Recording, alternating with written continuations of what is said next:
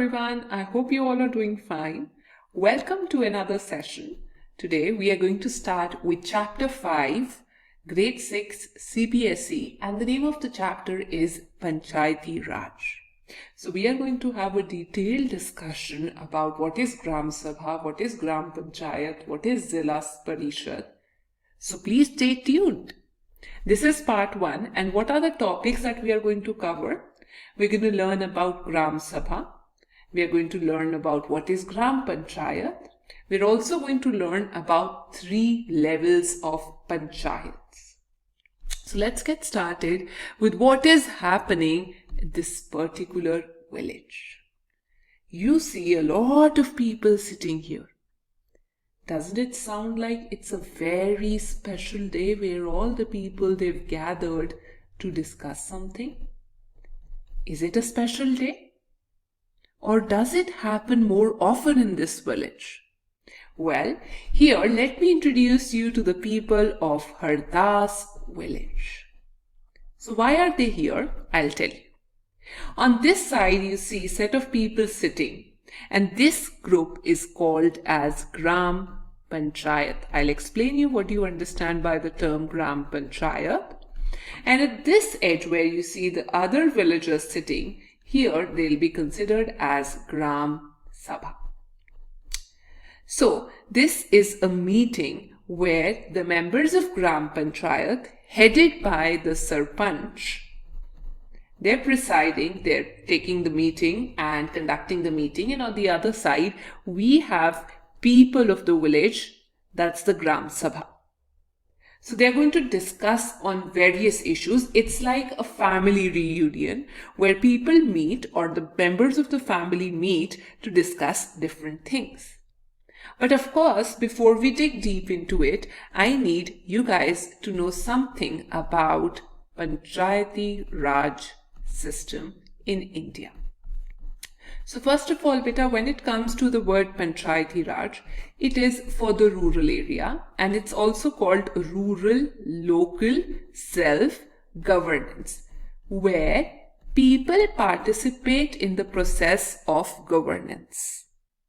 Now this Panchayati Raj system has 3 structures or 3 tiers to it, 3 levels I can say, or you can say 3 tier system. So at the bottom, right at the village level, we have the Gram Panchayat. Right? Now this is the structure. Then above it, I have Panchayat Samiti. We'll learn more about it in detail, do not worry. And right above it, we have Zilla Parishad. In different places, we have different names to these 3, but this is the topmost and this comes at the bottom, at the ground level. Right? So this particular Gram Panchayat, let me write it here for you, Gram Panchayat. So it's further divided for administrative units into Gram Sabha. So I'll differentiate as to what is Gram Sabha and what is Gram Panchayat. Let's do that here. So this is, let's say, Gram Sabha, and this is Gram Panchayat. Now, as the name suggests, Sabha, it means assembly. So this is the general assembly where we have all the people of the village who are above 18, right? And they have their name in the voters list where they can go and participate or raise their voice, and of course they're all adult voters. So this is a permanent bodies. It's a permanent body, not bodies. It's a permanent body because it's always there. We have all the people living in the village who are considered adult voters. So they are members of Gram Sabha. And when do they meet? They're supposed to meet at least twice each year to discuss what is happening in their village. So the members of Gram Sabha, they elect a temporary body which is called Gram Panchayat. Let's say if this is the village is divided into very small units, very small sections from which are called as wards. And from these wards, we elect a member who's known as the Panch. And those elected members together form this body that is called Gram Panchayat. So I would say number one, it is a temporary body, which means it exists as far as people hold confidence in this body.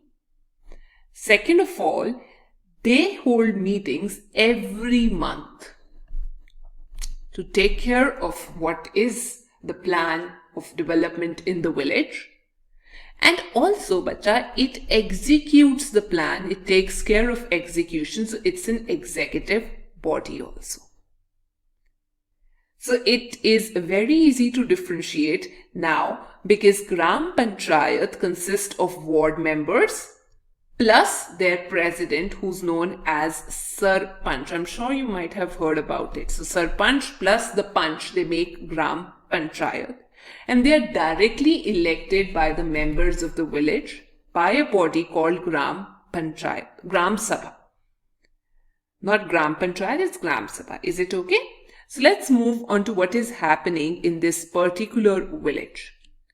So the people in this picture of Hardas village, they're meeting here to discuss certain issues because this happens to be the newly elected Gram Panchayat. So first of all, what are the issues that they are supposed to discuss here? Number one issue is the shortage of water. They'll talk about shortage of water and we'll learn a new concept here that's called watershed development. Right? Also guys, before we proceed, I want you guys to make a very important note that may it be Gram Panchayat or any other body that's called Gram Sabha, both the bodies, they have a member who's common, who's called secretary.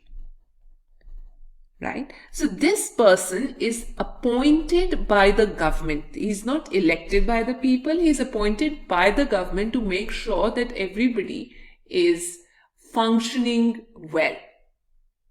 Right? So he's elected by, or I would say appointed by the government.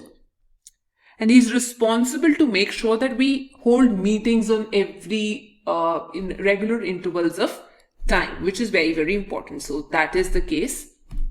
It is government. Fine. Chalo, let's proceed as to what discussion was done when we talk about the problem of water. So a lot of people were discussing that, here there's problem with water scarcity is there. They do not get water in their taps, and women, they have to cover 3 kilometers of distance to get water. So one of the members suggested that maybe, we can get water sourced from some place and make a tank, like an overhead tank like this, which is at a reasonable height. And then from there we can supply water to different places in the village. But everybody thought that it's going to be very expensive. It's an expensive affair. So what was the suggestion? The suggestion that was made that since we do not have those much of funds, so what we can do is we get water from underground. So what we can do is we can deepen the hand pumps. Let's say earlier they were drilling water, these hand pumps. Earlier they were drilling the water from 2 feet. Now we'll make sure they drill water from, let's say, 6 feet. So you deepen them, plus you can clean the wells. So everybody suggested, no, this isn't a solution to it, and we need a permanent solution to this one. Because every year we can't be facing the same set of problems. And what is going to happen? We are going to deteriorate the groundwater level. and a lot of water isn't going in as much as we are drilling out. So the proportion needs to be there. If we are drilling some water out, the same amount of water should be going inside. But there isn't an equilibrium in that case. So everybody kept thinking, what can be done? What can be done? What should we do? At this time, an intelligent member of the Sabha, whose name was Anwar, he thought that maybe I should put forward an idea. He had experienced such thing when he went to meet his brother, who was there in a village in Maharashtra. So once he went to meet his brother there, he said, I've heard of watershed development. And actually, government pays you money for the same. We don't have to worry for the funds. The government is going to take care of the money. So everybody was very curious as to what is watershed development.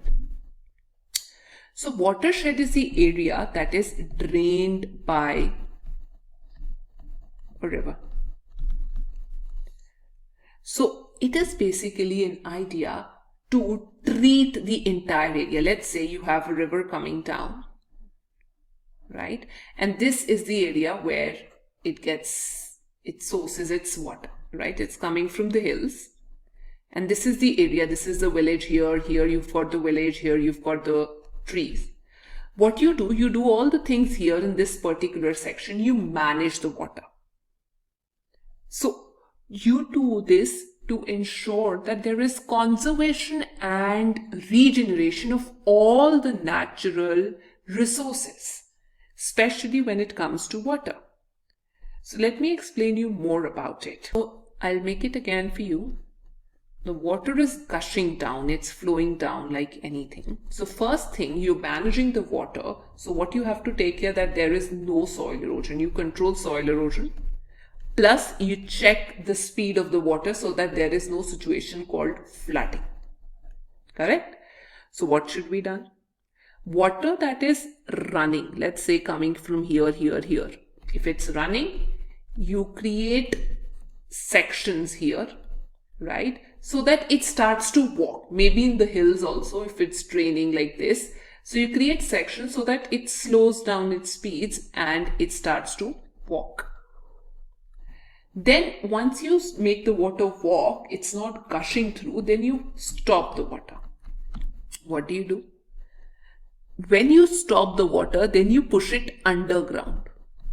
And when you put it underground, definitely, what happens? You trap the water, you get your groundwater recharged, and there is storage of water that takes place, right? So this is how the entire system can be worked on, and of course, you call it watershed development.